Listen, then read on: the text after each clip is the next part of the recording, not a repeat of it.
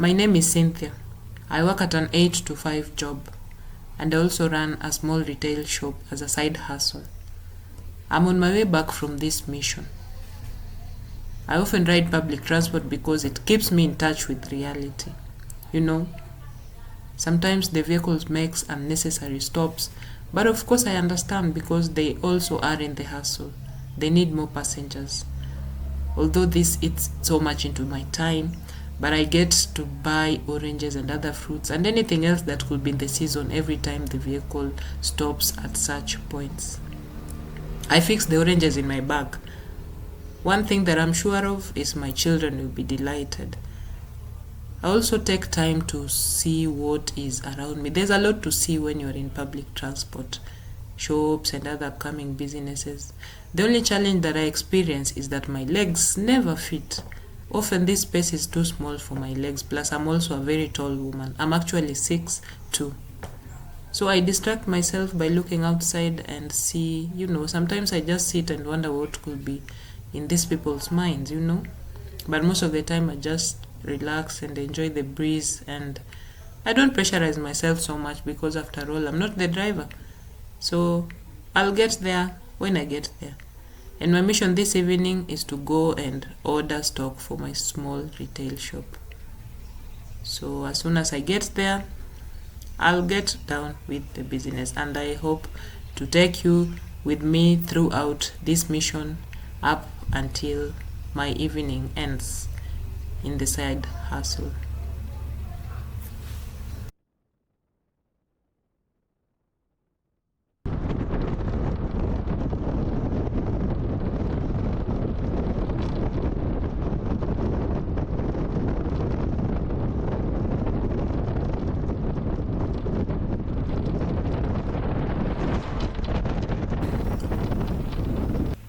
Well, sometimes the stops are quite many, which is expected, but I kill time by getting books that I often carry in my bag that I get to read and enlighten myself.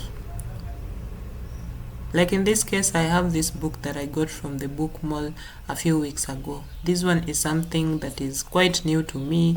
I've not been someone who's very enthusiastic about reading books on sales and finances, but this time I want to give it a try. The Art of Closing Sale. This is a very interesting book by someone called Brian Tracy. I've been reading it, and it is very simple, written in very simple language, easy to understand, and so far I like it. Plus I'm also a fanatic of book markers, or are they called page markers? This one here. Like this one reminds me of who I am all the time. I've flipped it too fast, you could read the message. Yeah, so this is one book that I recommend for people who want to, find ideas on how you can make or improve sales. And at the back of it, you can see what is written here. It teaches the learnable skills that anyone can use to transform the sales process into a consistent win. Yeah. Of course, I've just been reading it for the past, I think, 1 week, but very inconsistently, although so far I like it. Plus, it just complements what I've heard before from some of the salespeople I've interacted with. There's one particular salesperson that I'm hoping to bring onto this channel so that you can get to hear how he rose from being a sales boy into what he does now. It is very inspirational. So I'm going to give these books a try and see if it can influence me positively. mar mondo mi giketie wechegi obed mago eko makare kapok gichwalo lipot margi e apisi mar spika. Wetangula ne oseyo riwruogni mar Azimio la Umoja omere mochopo dwach chike matayo od bura kendo goyo kom ne gipudho Kamikai Sabina Chege e lemono. Sabina ne okira oko e lemono kuom ne loko chudo mare kendo riwore gi kwaknigo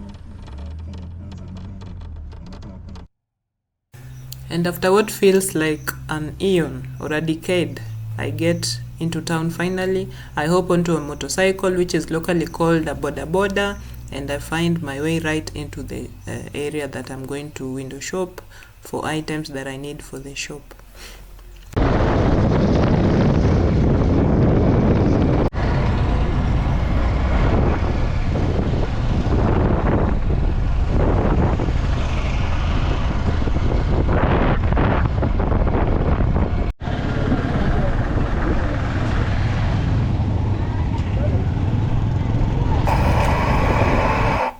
And just as expected, most of these providers are closed because it is late in the evening.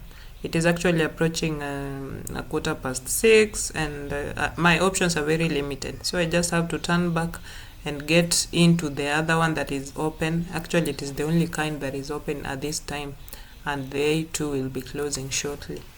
So these are the challenges that you expect to meet once you start such a side hustle, because juggling between a formal employment and wanting to bring the best out of your side hustle might be quite challenging, but still we rise, we forge ahead, and we just make the best out of everything.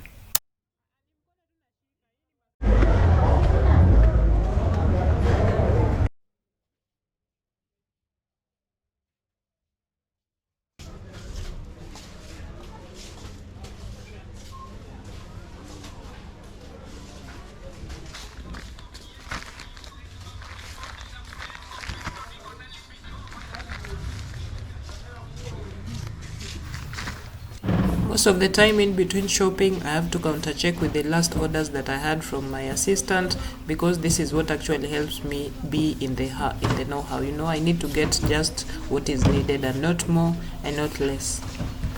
And of course, a lot of comparison of prices here and there, because sometimes you just have to get what is affordable, especially right now that times are very hard. Most people just want affordable things. And also, I also stay on the lookout for special offers, because once I get them, that is the only way I can extend similar offers to my customers. The beauty about this particular distributor that I'm working with today is that it is a wholesale shop come a supermarket, and the supermarket prices usually are fairly low, though there is an assumption that once you get into such a place, you get all you need under one roof. With the experience, I've learned that you still have to be on the lookout for better prices in other distributors' places. So it's only that this day I came late, but most of the time there are particular things that I can take here, and the other things that I can go and take in another distributor's shop. Also, one advantage about this one is that you can walk around and sample a few things, including plastic containers that these are things you can put in your retail shop. Once in a while you pick a few items and some things that you think can move. For example, this tin I thought is something you can use in case you want to start putting cereals in your shop. You need other types of small businesses that can support your main hustle. So there are a lot of plastics in this distributor's shop, a lot of containers, also a lot of water bottles, a lot of tins that children can use to go for, they carry something to eat in school and such kind of things. With time, I've realized that you have to walk and weigh options and get the best bargain, because before you settle down on anything. But when I'm on a rush, like on this evening, I just pick exactly what I went to pick and get right on my way.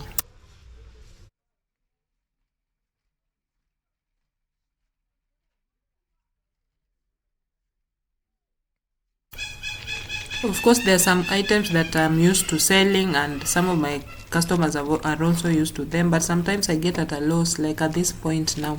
Sometimes you want to try a new brand and you don't know how well it will go down with your customers. So anyway, in the end, I ended up picking a few of the new brand and then quite some from the usual one.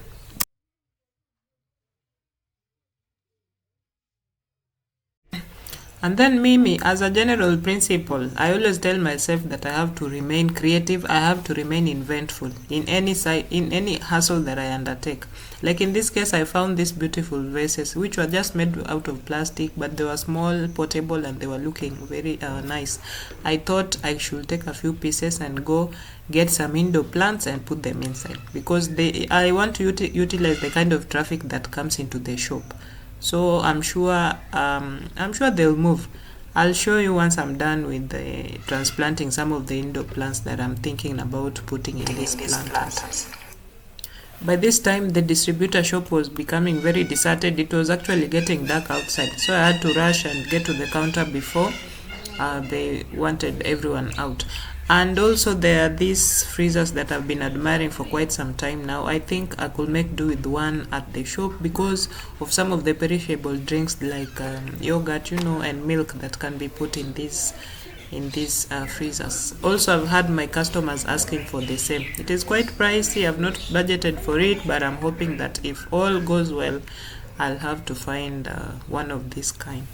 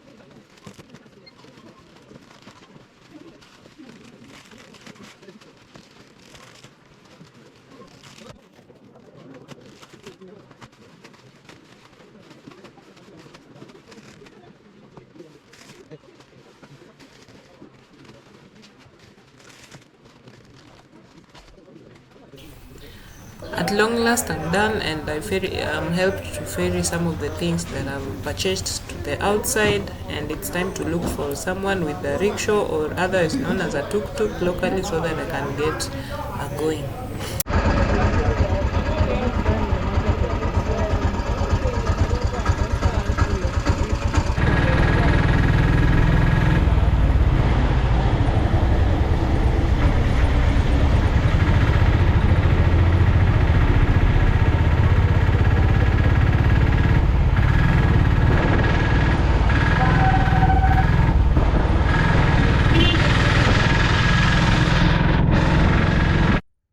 Well, these are some of the times that I use to get into the social media because there's actually never enough time to do this.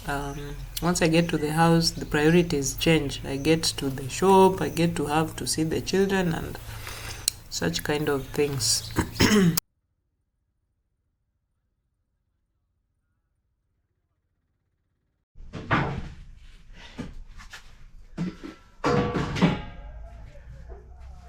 Well, I've just gotten back to the said side hustle. Actually, I've just gotten in and the struggle continues.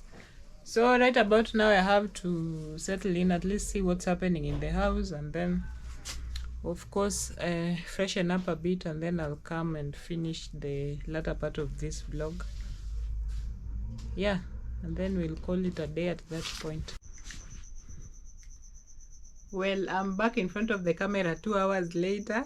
Of course, things happened in between. I had to shower, I had to check on the children's homework, which is quite a lot nowadays. I don't know what is happening.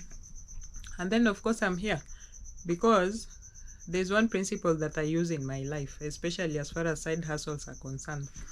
If you work very hard at your employer's place, where you're employed, you are working very hard. Of course, you are working very hard where you're employed. Then you should work twice as hard in your side hustle. Otherwise, it doesn't work. And that is the guiding principle that I use. However tired I am, however, whether it rains or shines, I have to commit the same way or even more in my side hustle as much as I do at my employers. Yes, so that is why I'm here. And I just want to check on this evening. My evening routine usually entails checking on the daily sales. I check on the stock.